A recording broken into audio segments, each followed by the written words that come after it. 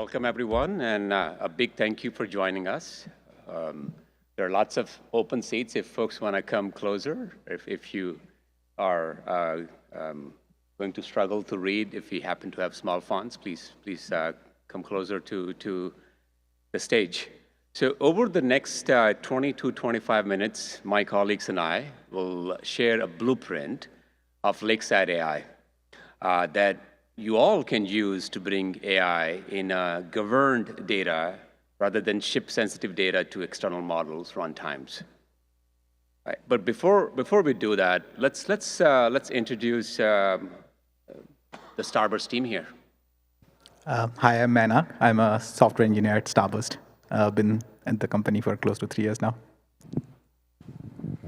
Hi, I'm Martin Traverso. I'm co-founder and CTO of Starburst and also one of the creators of Trino.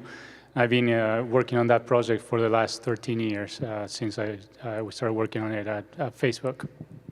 And I'm Jitendra. I lead engineering at Starburst, and I've had the privilege of building data infrastructure and data platform along with Martin at Meta and also at Netflix, where we use a lot of open standards like Iceberg and Trino. All right. So I assume all of us in this audience are engineers, and we have been tasked to build a world where LLMs have access to all enterprise data they need without any privacy risk, without any brittle pipelines, without moving data, especially your crown jewel data, into external systems.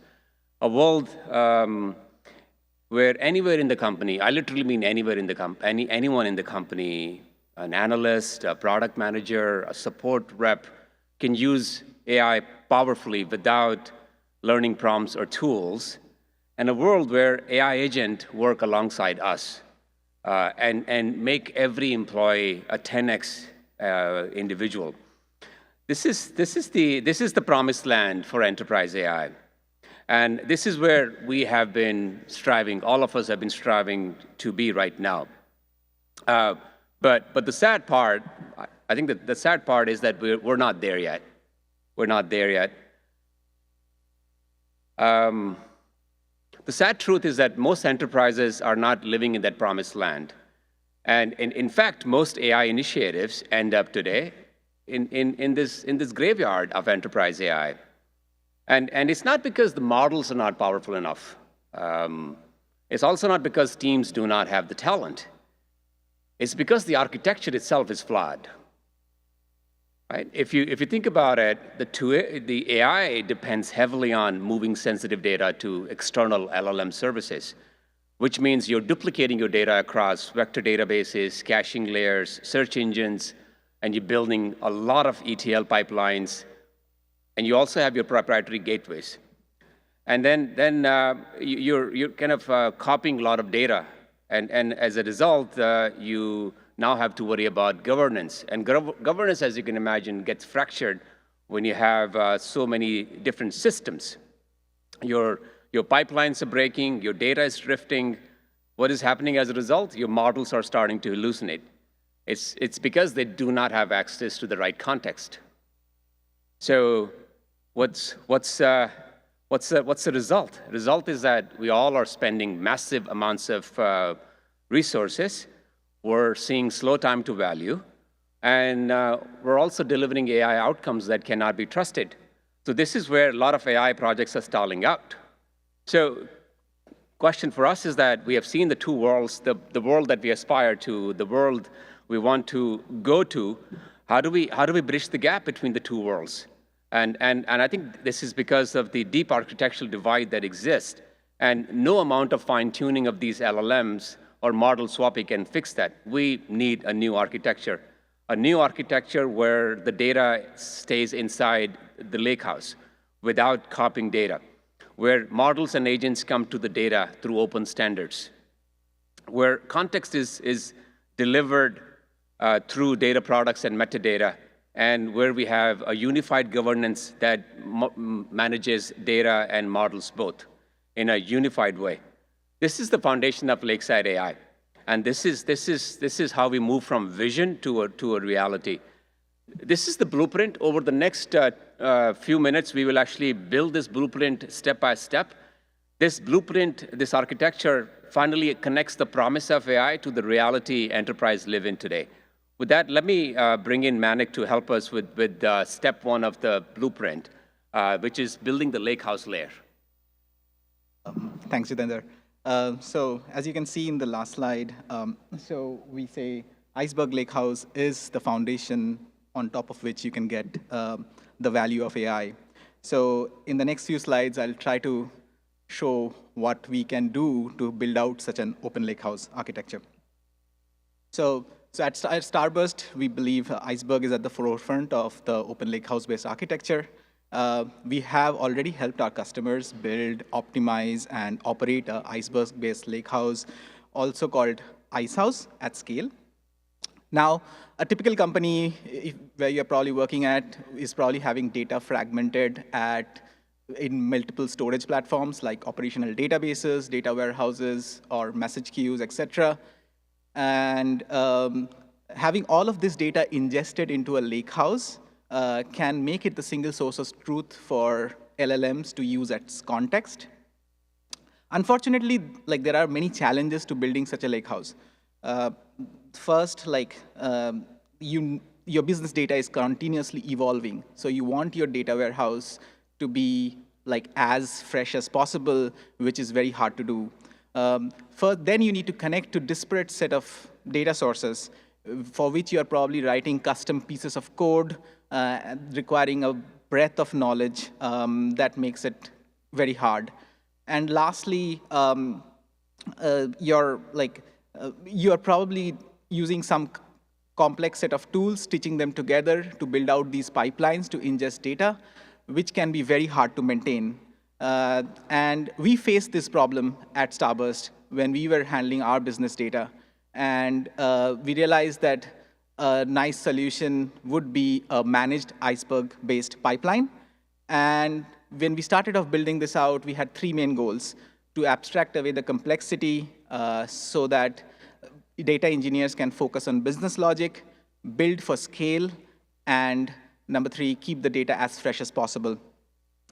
So today we support streaming and batch ingestion use cases. For streaming, we support Kafka API compatible sources, and for batch S3 ones. Not only do we help with landing the data, we also help with maintaining your data. So Iceberg table formats have a lot of metadata, which is needed for query planning. And oftentimes that can become a bottleneck, so you need some sort of metadata expiration and compaction there, as well as data compaction. If you have worked with high throughput systems, you have probably heard of small file problems. And all of this gets automatically handled by our platform. And we call this Starburst managed table that is continuously getting data in and being maintained a live table. So that's good. But there are other solutions out there. Why do we use Starburst?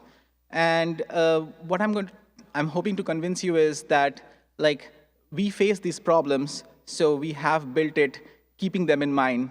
So we have a low-code, no-code based solution to get you up and running as quickly as possible to ingest your data to these lakehouses. We have not only built ingestion and maintenance, you can build out your medallion architecture by transforming your data off of these first ingested tables. And who among us have not faced this problem of schema changes breaking your whole pipeline? We can handle all of these configuration changes seamlessly across all this pipeline for you. Next, we also built for scale, and that's what we have seen in our internal testing and in our customer adoption. Our systems work at very large scale for all your use cases. Finally, we all know that some small imperfections can creep in unwantedly, causing catastrophic changes. For example, you might have a poison pill message in your messaging queue, which breaks down the system completely, or you probably introduced a configuration change that you were not planning to, which makes the data unqueryable. And we have features in place to help you correct those mistakes. For example, if we detect some mistake, some error in your record, we notify you and dead letter it as well so that you can kind of fix it downstream.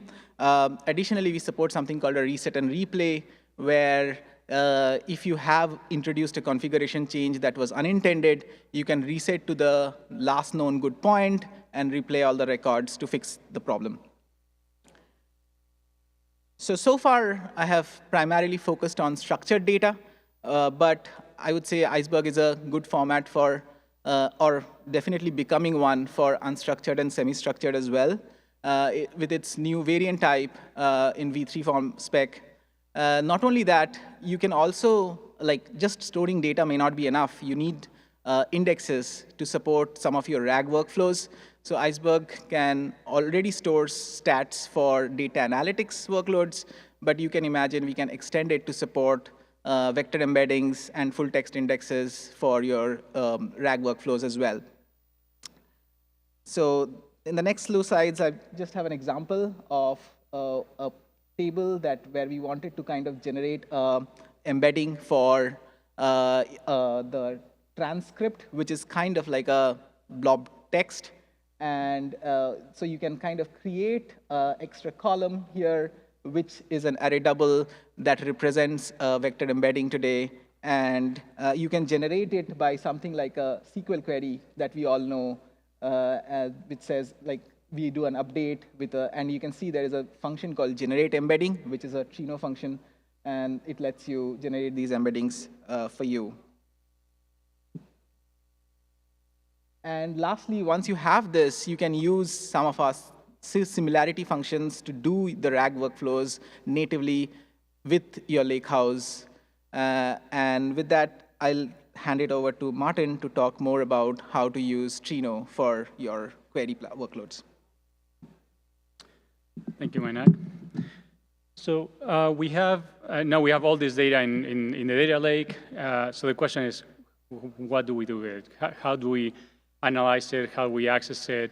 How we derive insights from it? How do we join it with operational data sets that may not be on the data lake? And how do we make it available to AI systems? And how do we integrate it into AI workflows? So for that brings us to the next step, which is using Trino, which is a pretty powerful federated SQL query engine. So Trino was born at Meta 13 years ago to support the massive workloads and data sets and analytic requirements that engineers and data scientists and data analysts had at the company at the time. We open sourced it. It's been adopted by thousands of companies and organizations over the years. It's fast, it's scalable, it's efficient. It can run at Meta scale, it can run at Netflix scales, et cetera.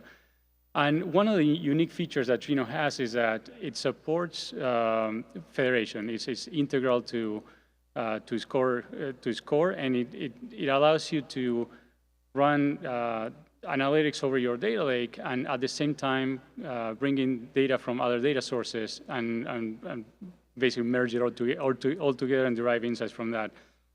So we think that Trino is a perfect platform for bringing your data lake together with the power of LLMs and AI agents and AI analytic workloads. So on top of Trino, SQL is the core, the language that Trino speaks.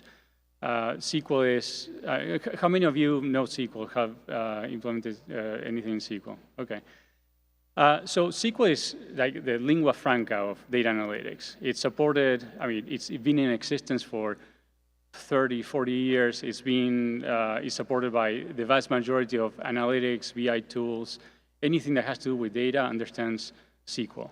So it's familiar. It's not the greatest language. As someone that has spent years working on the SQL implementation of Trino, parsing through thousands of pages of SQL specification, I can tell you it's not pretty. It has all these corner cases. Sometimes makes me want to throw up.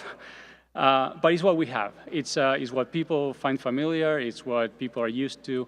So using SQL as the core, as the layer through which you analyze your data and you integrate into LLMs and you drive your AI workflow seems like the natural conclusion. And then, of course, with Trino and the federation capabilities, it presents a very unique opportunity of using data lake, doing analytics over the data lake, and running your analytics, or integrating your analytics with the power of what LLMs can do. And how do we do that? So one of the things we support is a set of functions that allow you to interact with LLMs right there and then in your analytics. So you can write SQL queries that you can process data through an LLM, and you can do some specialized computations. For example, we provide a set of functions that allow you to text classification, sentiment analysis, and these are things that you would otherwise have to write Python programs or programs in other languages, like to combine your data from the data lake, read from Iceberg, and call out to LLMs, and that's very complicated. So we believe that doing this through SQL, it makes it much more accessible to users. And then, of course, if none of those functions satisfy your requirements, there's always the generic prompt function. You can call it to an LLM, create a prompt from your data, provide that to LLM, and then get responses back. But what about users that don't know SQL, don't understand SQL? And that's represent the majority of all the business users that we see in our customer base. There's a growing demand from our customers to have access to more sophisticated smart assistants. So customers want to be able to do all these things with data, derive insights, build more complex workflows and workloads without having to learn a programming language, without having to learn SQL. So, for example, you may have the CEO wants to run an analysis of has a question. Today, they had to talk to some employee to go and create a report for them. They had to wait a few days for that, in the best case. Or you have a product leader trying to understand, do churn analysis on customers to figure out why are customers abandoning the product. That requires engaging with the data team and IT and creating all these pipelines and reports and dashboards, and it may take a long time. So the time to that value is very, very, very long. So, so there's this demand for being able to bypass all those layers and be able to do that much faster and much more efficiently, and increase the productivity of the business users. So what we're proposing, and this, I guess, the direction the industry is going, is creating AI agents that allow you that perform the job of those smart assistants. So at Starburst, we build and of course the natural interface for those agents is through language, natural language, and that's the LLM revolution over the past years has made that possible. It's making that a reality. So at Starburst, we built an agent that allows business users to interact with their data, and this makes them a lot more productive. They can derive insights. They can do more complicated analytics that would otherwise require very complex implementations. And the agents can just, by using the power of LLMs, can reason through multiple steps to figure out answers to complex questions, and then potentially even feed into downstream workflows, like after you've done your analysis, create dashboards or create some report that gets refreshed on an ongoing basis. Now, the biggest challenge with agents and LLMs is that they are trained on internet data, publicly available data. So LLMs don't have access to your business-specific data, the context of your business, the business rules, etc. So they tend to make a lot of mistakes. They tend to hallucinate a lot. So we think, and we found from experimentation and things we've tried, that providing additional context about your business data, the structure of your data, the relationships, glossary of what business terms mean for your specific domain is critical to make these LLMs perform well. So at Starburst, we package that business data into what we call data products. So data products are an abstraction over your data and metadata about that data that describes relationships, describes documents the data and the metadata, and provides examples of how to access that data. And that gives the LLMs context to perform their actions more accurately and produce correct results. So finally,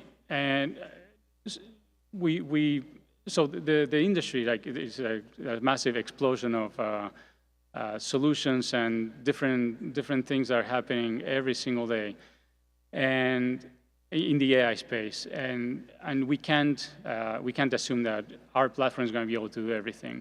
So we believe that opening the platform to other tools and other basically the entire ecosystem for business to build their own agents and their own tools to adapt them to their specific needs is very, very important, I think. And we think that's going to potentially increase productivity by an order of magnitude more, by letting businesses do with our platform what they need for their specific use cases. So we are exposing, and we believe this is an important thing, is to expose the capabilities of the platform through MCP so that external tools and agents can use the power of the platform in their own agentic workflows, in their own LLM interactions. So with that, I'm going to hand it to Jitendra, who's going to talk about the next step of this architecture. Yeah, thanks, Martin. So far you have seen two stages. You have your lakehouse built, and you also have your intelligent access layer, which has rich semantics that get fed to the model, so you can build your agents and open it to protocols like MCP. The next critical step is always governance, isn't it? Like, models now need same governance and rigor that we apply to the data. So just like data, models need access control, permissions, and policies. So if you look at the Lakeside AI architecture, right, and this is where many projects either stall or completely fail, is because of lack of governance, or companies trying to figure out how to introduce governance. So in your open Lakeside architecture, you need model access management, which lets you define who can call which model, when, and for what purpose, all inside the same governance framework that we have applied to the data. And then you also need to think about model management, because it's not always one model that fits all. You need to have multiple models that get configured in your Lakeside AI. So it's important to know the governance applies regardless where the model runs, in the cloud, in VPC, or a completely air-gapped environment.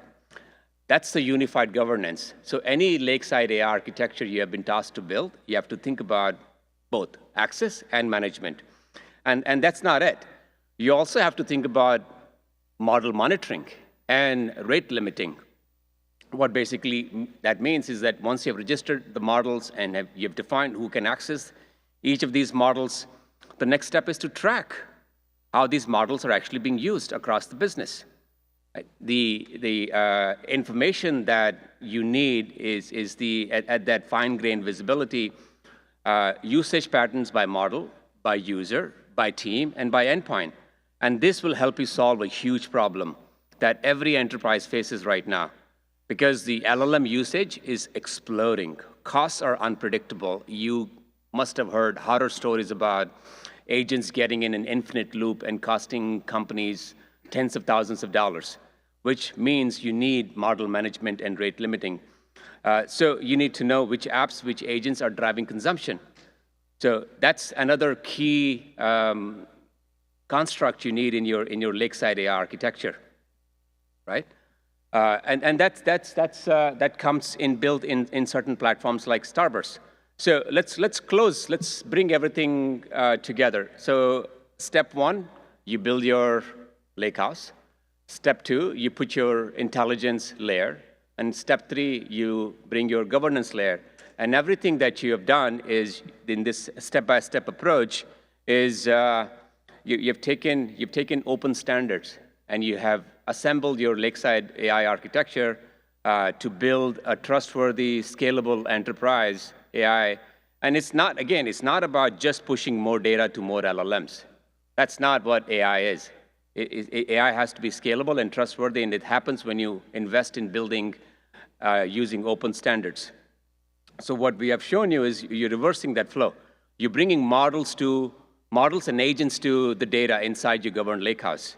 When you combine Iceberg and Trino and data products, which is your context layer, search, SQL functions, because you want your data scientists, analysts, but you also want everyone in the company to be interfacing with these agents under a unified governance. You get one architecture, one place to govern, one platform for analytics and AI, and suddenly the land of enterprise AI stops being a concept and it becomes a reality.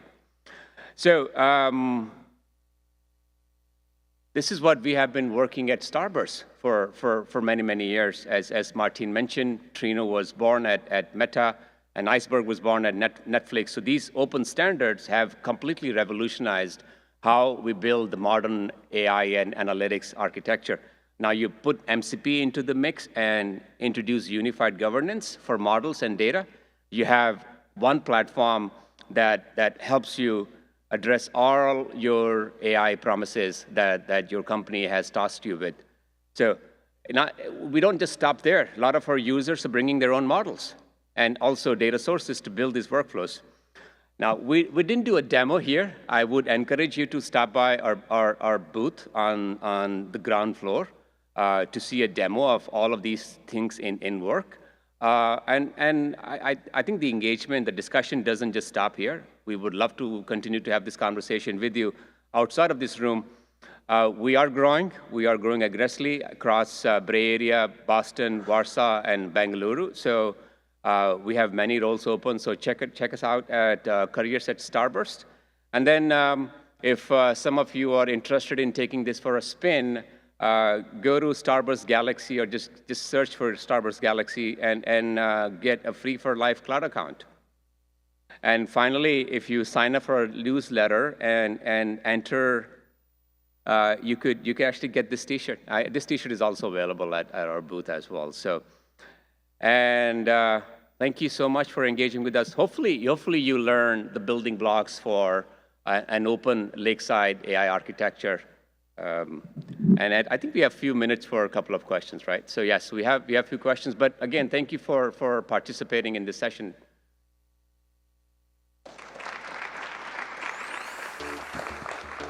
Any questions?